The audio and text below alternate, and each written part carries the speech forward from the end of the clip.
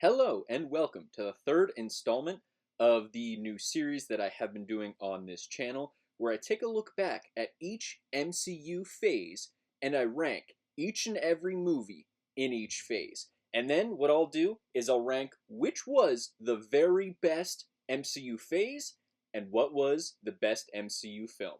But before we get into anything, guys, please, for me, like this video, subscribe to the page, hit that noti bell. Alright, so for today's video, we are taking a look at the Marvel Cinematic Universe Phase 3. Now, since this phase does have more movies than Phase 2 and Phase 1, I will be breaking this up into two parts. So part 1, I will do 11 to 6, and then my top 5, because I will want to talk about each film in more length. That one will be part 2. But with that being said, let's get right into it. And coming in at number 11, no surprise to probably a lot of people out there, I know this film is not well regarded. It is Captain Marvel. I had a ton of issues with this film, but overall, it was just boring. The villain was very generic, very boring. He was the villain Ronan from Guardians 1. And although in other films like Thor the Dark World or even Guardians 1, where you have a villain who is pretty stale, you have other elements that keep your interest in the movie, that you really want to see progress. That's why I really like Thor the Dark World, even despite having a lackluster villain. That being said, those positive elements are not there in Captain Marvel. The only character I care about in this entire movie is Nick Fury, and the little bits to his backstory that we do get. However, this movie also ruins a really cool line from Winter Soldier talking about how Nick Fury was injured and the last time he trusted someone, because it ended up being the cat who injured him. Again, makes no sense. Overall, just not a real big fan of Brie Larson in this role. And again, there's just nothing that I care about with most of these characters, especially the villain and especially the main protagonist, the main hero of the story. So that's why I do have this one rated pretty low, one of my lowest rated Marvel films. And even the action just doesn't hit in this movie. It's really lackluster. It doesn't look spectacular. So that's why this one is obviously my number 11, the last ranked film in MCU Phase 3. And honestly, giving this one a rating, I'd give it probably a 1 out of 10, maybe a 2 out of 10 on a good day. That being said, let's go to my number 10 pick, and that is Ant-Man and the Wasp. Now, this film positively does have Paul Rudd. That is the only thing putting it, in my opinion, above Captain Marvel. Because Paul Rudd is really funny, he's a great actor, and I enjoy his portrayal of the character. Now, again, I do prefer Hank Pym, but that being said, I don't dislike Scott Lang, and especially Paul Rudd's performance and portrayal of that character makes me at least somewhat enjoy it. And that helps with the lackluster villain in this story, Ghost, who, again, I don't care about. The story doesn't make me care about. It becomes really predictable with that guy who is talking to Ant-Man and talks about how he turned, I think, 18 feet tall, and Ant-Man says, oh yeah, I was 60 feet tall. I almost always knew that guy was going to be some version of a bad guy. You could just tell with the things he would say to Scott and his interactions with Hank Pym. Some of my other issues were they establish rules in this movie, which they then directly contradict. Like when they shrink down a building and then just carry it around as a suitcase. It's supposed to still have the same mass and same weight as it did when it was large. That's why Ant-Man normally has super strength when he shrinks down to an atomic level. So again, I don't like when movies set rules and then openly break the rules that they just set. I can suspend disbelief, but if you tell me something and then show me something that contradicts it, I have a huge issue. And that being said, the story it was really boring, really bland. I didn't care about the quantum realm stuff. The only part of the movie, aside from Paul Rudd's humor, that I enjoyed was actually the flashbacks and the stuff with Hank Pym. That was at least somewhat enjoyable, but even that, we didn't get a ton of it, and overall just led to a really lackluster film and lackluster experience. That being said, that does bring us to our number 9 entry on this list, Black Panther. So this movie had a lot of potential, and I would say halfway through the movie, if it kept up how it was halfway through, it would have been ranked a lot higher for me. And that's because they had a really good villain. they had a really good, interesting main protagonist who was enjoyable in Captain America Civil War. And he's a character who I wanted to see his story progress even more. That being said, after they have their first fight between Michael B. Jordan's Killmonger and T'Challa, that was an awesome, awesome first fight. But then after that, the final battle, it was a CGI mess. It looked horrible. And especially when you compare it to how good the first fight was, it's just really, really disappointing. A lot about that third act, to me, felt really disappointing. All the people in Wakanda almost turning their back on T'Challa, and then only some of them kind of coming around with Okoye and deciding to side with T'Challa. Again, it might have just not been my cup of tea. A lot of people out there do love it, but I do get the critique, especially with that final fight scene being a CGI mess. I wish they did a fight similar to how they did in the beginning with way less CGI. It would have been way better, would have led to a lot more heart in the story. I also am not a huge fan that Killmonger died. I think he still had more story to tell, so that also probably influences how I feel about this movie. And then also Bucky being in the post-credit scene was so unnecessary. He should have been in more of the movie. That would have really helped with more connectivity with Civil War and just seeing where Bucky is at in this movie and seeing how him and T'Challa interact, with T'Challa going from wanting to kill him to now, hey, he's actually helping him. But that being said, that is why I have this movie ranked number 9. And I honestly have this movie rated probably a 5.5, maybe a 6 out of 10. And for that matter, I actually forgot to rank Ant-Man and the Wasp. So that one I am going to rank, honestly, probably a 3.5 out of 10. It wasn't great. It had some jokes in it that were enjoyable. Aside from that, not a great film. But that being said, we have gotten through 11, 10, 9. That brings us to number 8 on this list, and that is Guardians of the Galaxy Volume 2. Now, I know a lot of people say this is the weakest in the trilogy. However, I disagree. I personally find this to be the most enjoyable. Now, that is probably because my favorite character in the Guardians is Peter Quill.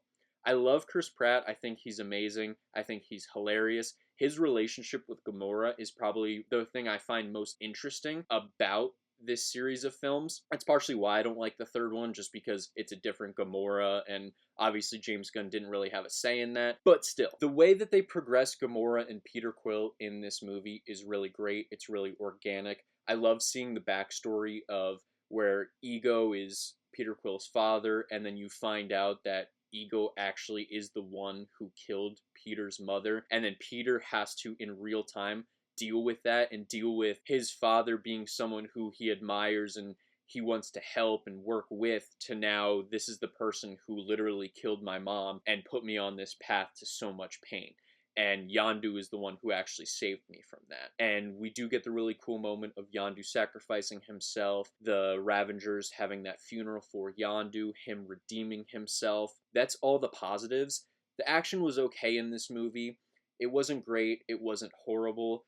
I think the whole Mary Poppins scene was absolutely ridiculous and just horrible, with Yondu coming down and saying, I'm Mary Poppins. It's just absurd. It looked silly. Everything with Yondu and Rocket together when they're kind of separated from everyone else, I didn't care about. That's also because I'm not a huge Rocket fan. But I think it definitely created a disconnect between some fans and the movie and led to kind of a lackluster film that felt kind of choppy and felt like it could be multiple stories all packed into one story. That being said, this isn't a horrible movie. I don't know that I'd necessarily recommend it to other people because, again, it has some great moments, but other than those great moments between Peter Quill and Gamora, a little bit of stuff with Ego, there's not really much else good to say about this film. I would give this film maybe a 6.4. It can be anywhere between a 6.1 and a 6.5. Not great overall. That being said, that brings us to the number 7 entry on this list, Doctor Strange. This was a really good origin story. This was a really good portrayal of the character. This taught us a lot about who he was and also who he is going to be. The action sequences were amazing. The CGI was really good in my opinion. It was way better than the second film. And it just made me care about this character of Doctor Strange pretty much right from the get-go. We see how he learns and how he is becoming the best of the best amongst sorcerers. and how he does gain the right to be the Sorcerer Supreme, and how he eventually uses the Eye of Agamotto, and obviously that's just the Time Stone, which that I'm not a huge fan of, but I get it, and I think it is a cool little twist of it, and it's not something that makes me take away points from this film. That being said, the way they portray Dormammu in this movie is absolutely atrocious. I really found him enjoyable in the animated series, especially Spider-Man the animated series. I want that version of Dormammu. I think the final act and the final fight, although it was really cool and Doctor Strange killing himself over and over again was awesome, I think it would have been so much cooler and you could have had such an amazing fight scene between the two of them if you had Dormammu in his actual form instead of like a giant face cloud. It reminded me of how the Fantastic Four did Galactus. And again, nobody liked that, and I'm pretty sure nobody liked how Dormammu was portrayed in this film. That's probably my biggest takeaway from this movie, and my biggest negative of this movie was how Dormammu was portrayed, especially in his physical aspect. The other thing is Caecilius, I'm not a huge fan of. I think that should have been Baron Mordo, especially now knowing that in Doctor Strange 2, we didn't get any progression of our version of Baron Mordo going down further the darker path. I really think if Caecilius was replaced with Baron Mordo and they did more of a gradual turn to the dark side, or at least had him turn to the dark side in this film and maybe kill Caecilius, that would have left for a way better film and a way better moment and a way better dynamic between Doctor Strange and Baron Mordo. Because right now, you don't really have anything to go against Baron Mordo. Like, he didn't do anything really wrong. He just disagrees with how the Ancient One did things and then how now Doctor Strange is doing things, which is understandable because they are using the Dark Dimension. Doctor Strange is using the Time Stone, which is forbidden, and Baron Mordo doesn't like that. So that makes him really compelling, but you have no reason to go against him at this point. Having him cold-bloodedly kill Caecilius would at least start that process. Or maybe even he does something to Wong or injures Wong. Again, that's probably my only two takeaways from this movie that are negatives. That being said, the films above this are just that much more enjoyable in my opinion. I do have this film rated probably at about a 7.2 because it is really, really fun. Great CGI, great action, and obviously really good acting. That being said, that does bring us to our number 6 pick. Now, to be fair, 6, 5, and 4 could theoretically be interchangeable. They are very, very close.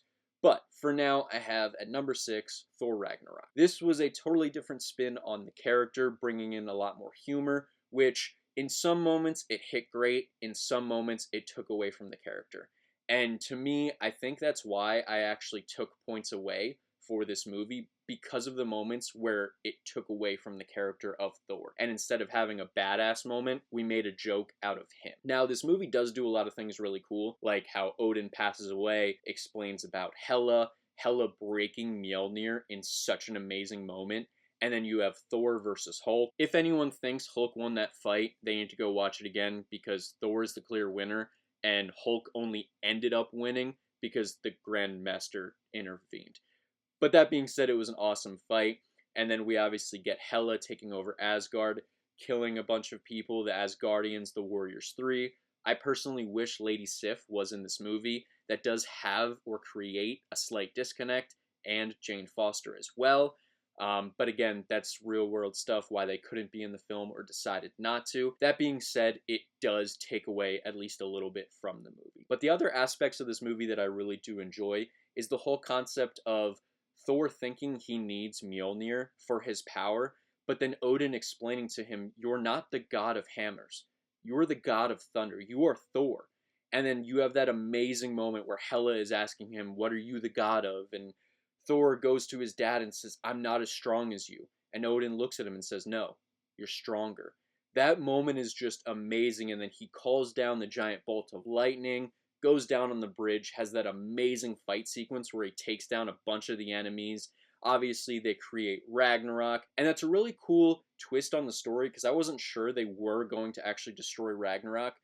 But it's really cool how they actually kind of formulated a way to propel Ragnarok to happen to stop Hela. And I think that was a really creative story choice and something I really, really liked. That being said, this movie is really close to being in my top 5. It's just some of the things that made me disconnect from the movie, made me take away some points from it. That being said, I do still rate this movie pretty high. I would say it's at least an 8.3, 8.4 right now. Obviously, every time I rewatch it, that score goes up a little bit, maybe comes down a little bit. But right now, I have it at an 8.3. But let me know what all of you think. What do you think of my rankings? Do you agree with them? Do you disagree? How would you rank the movies? And again, this is part 1, so stay tuned for part 2 of the MCU Phase 3 Ranked and Explained. But let me know in the comments down below. Do you agree with me? Do you disagree? And while you guys are down there, like this video, subscribe to the page, click that noti bell, and I will see all of you in the next video. Goodbye.